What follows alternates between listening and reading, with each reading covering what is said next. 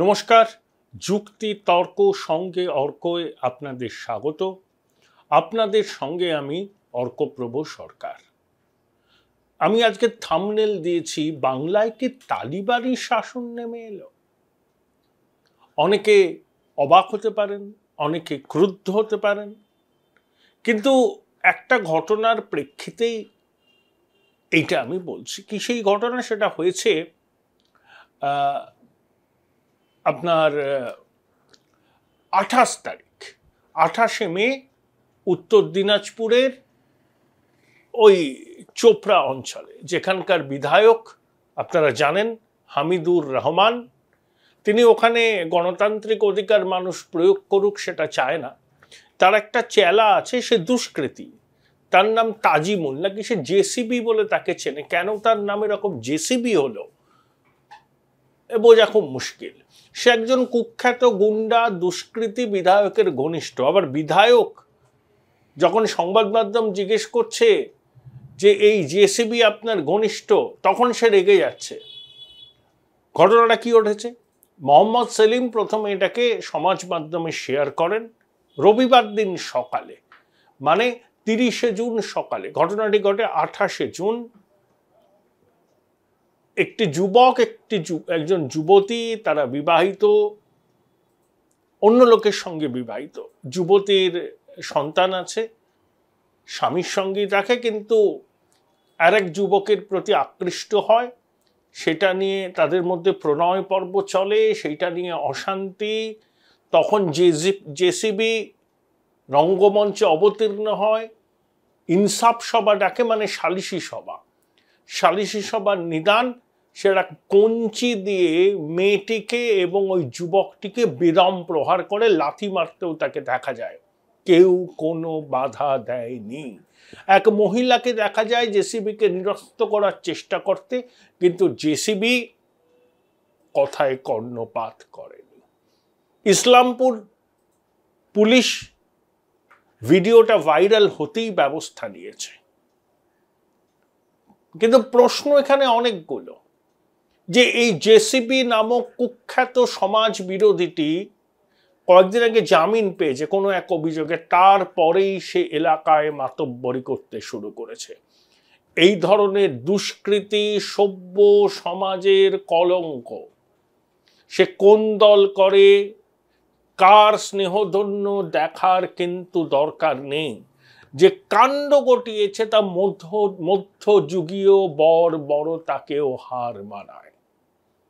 লজ্জায় মাথা হেঁট হয়ে যাচ্ছে আমাদের, যে রবীন্দ্রনাথ, বিদ্যাসাগর, রামমোহনের বাংলাতেও এই রকম ঘটনা ঘটতে পারে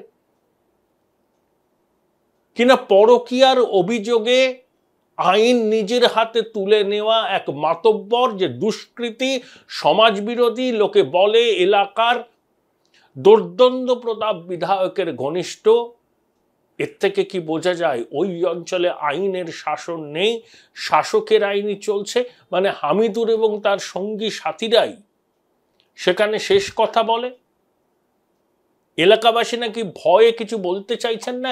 এত বড় দাপট এই রকমের দুষ্কৃতির হয় কি করে? আপনি ভাবতে পাচ্ছেন পশ্চিমবঙ্গে এইরকম একটা ঘটনা ঘটছে? মাতৃশক্তিকে লাঞ্ছনা করছে একটা দুর্বৃত্ত, কিনা পরকীয়ার অভিযোগে, তাও অভিযোগ, খাপ পঞ্চায়েত বসিয়ে দিল, সালিশি সভা, ইনসাফ সভা।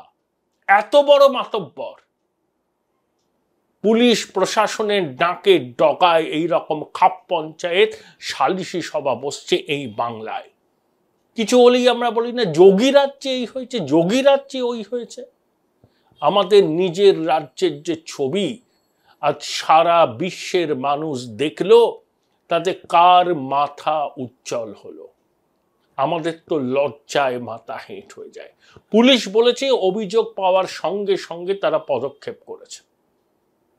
আমি পুলিশের এই কথা মেনে নিলাম, কিন্তু আমার একটা প্রশ্ন, এই ধরনের দুষ্কৃতী অভিযোগের পরে জেল খেটে ছাড়া পেয়েই আবার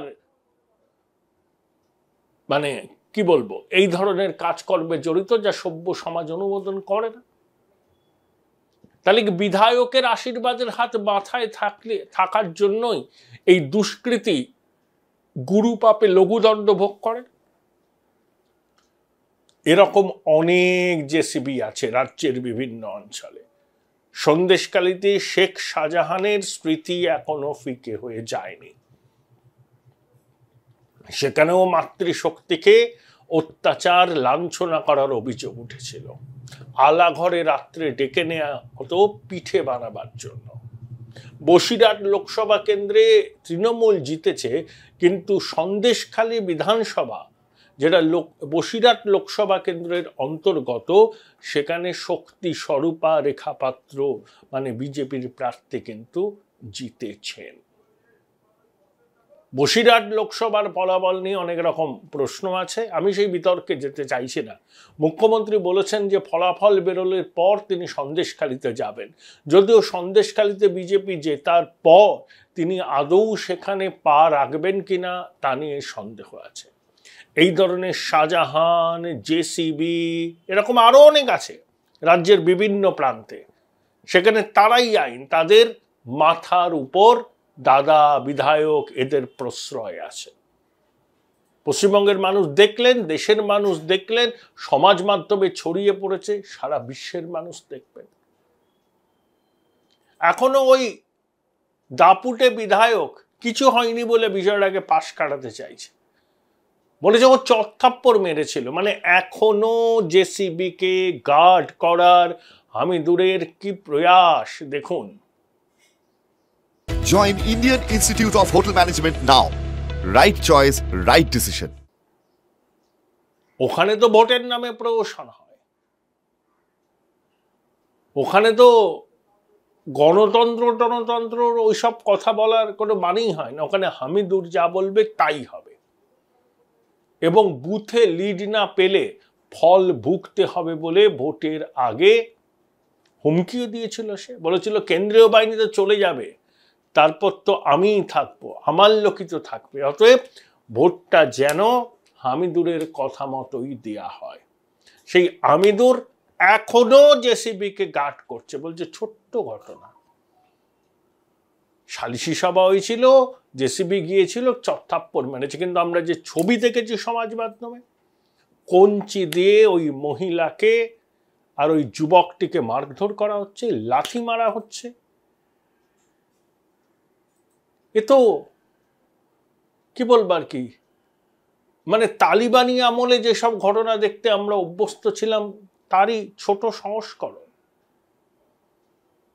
প্রতিবাদ হবে না, মোমবাতি মিছিল বেরোবে না, বাংলার তথাকথিত নাট্য, শিক্ষা, কাব্য, অভিনয় জগতের দিকপালরা, যারা no vote to BJP campaign করে আকাশ বাতাস বিদীর্ণ করে,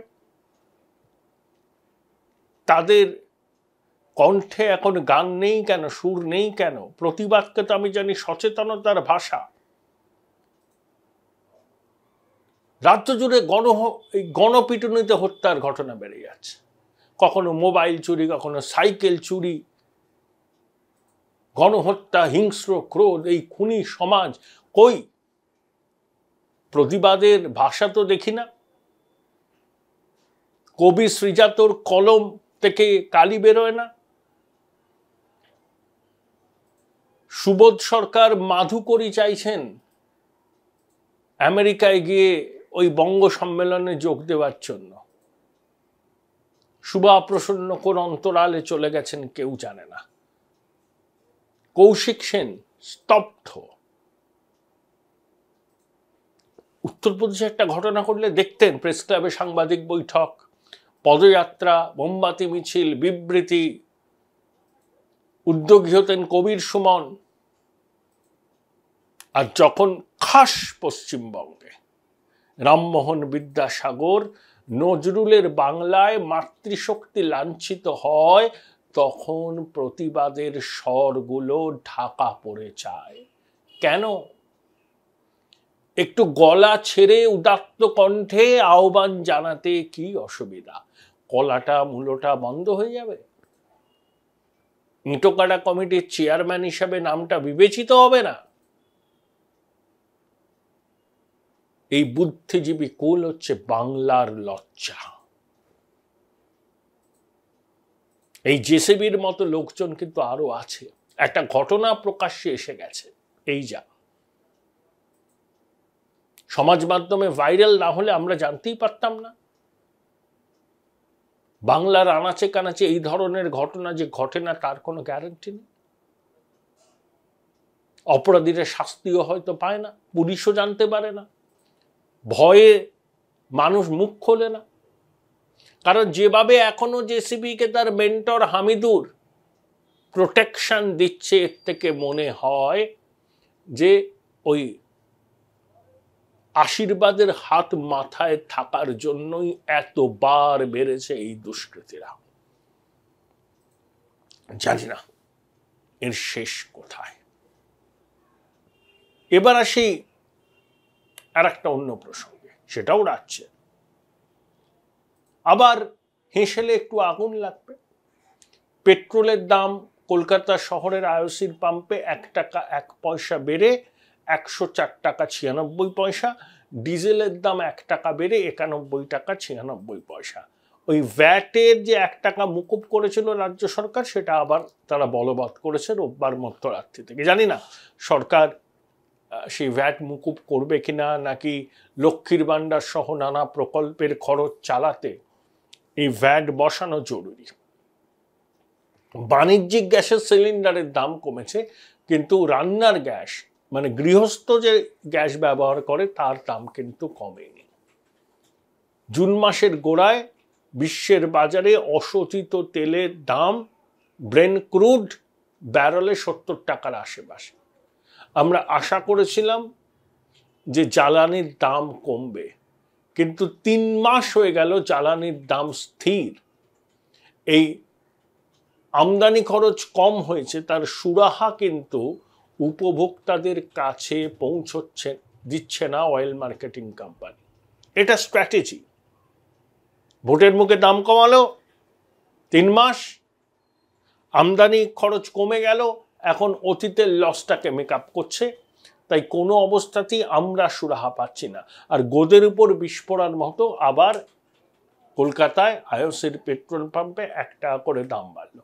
সবাই বলছেন যে ভ্যাট প্রত্যাহার হয়েছিল, সেই ভ্যাট ফিরে এলো। জানি না মুখ্যমন্ত্রী শেষ পর্যন্ত সিদ্ধান্ত পুনর্বিবেচনা করবেন, মানে আবার ওই 1 টাকা ছাড় পাওয়া যাবে নাকি বর্ধিত 1 টাকাটা থাকবে। তাহলে তো পরিবহন খরচ বেড়ে যাবে। একে বাজারে গেলে হাতে ছ্যাঁকা লাগছে, তারপর বিশেষ করে ডিজেলের দাম, ডিজেল গণপরিবহনে ব্যবহার হয়, সেই ডিজেলের দাম বাড়লে তো নিত্য প্রয়োজনীয় জিনিসপত্রের দাম বাড়বে। আসলে ওই সামাজিক খাতে কোটি কোটি টাকা খরচ, সরকারের হাতে রাজস্ব আদায়ের তো বিকল্প কোনো রাস্তা নেই। মদের ট্যাক্স, কেন্দ্রীয় করের অনুদান, জিএসটি, ওই পেট্রোল ডিজেলের উপর ভ্যাট ইত্যাদি ইত্যাদি, সেলস ট্যাক্স, এইসব। তাই আমার মনে হয় যে কমানোটা মুশকিল। সরকার নিশ্চয়ই হিসাব করেছে যে 1 টাকা অতিরিক্ত ভ্যাট দিলে তাদের রাজকোষে কত টাকা আসবে। এই পরিস্থিতিতে কি সরকারের পক্ষে সম্ভব সেই রাজস্ব ব্যাপারটাকে ভুলে যেতে? জানি না মমতা বন্দ্যোপাধ্যায় শেষ পর্যন্ত কি সিদ্ধান্ত নেবেন, তার উপরই নির্ভর করছে। হয়তো তিনি উইথড্র করতে পারেন, অর্থাৎ বর্ধিত 1 টাকা করে ভ্যাটটা উইথড্র করে আগের অবস্থাতেই ফিরিয়ে আনা হলো। তাহলে আমরা রিলিফ পাবো। যদি সেটা না করা হয় তাহলে নিত্য প্রয়োজনীয় জিনিসের দাম বাড়বে, কারণ গণপরিবহনের খরচ বাড়লে আমাদের হেঁসেলে তার ছ্যাঁকা লাগবে। এর থেকে মুক্তির কোনো পথ নেই।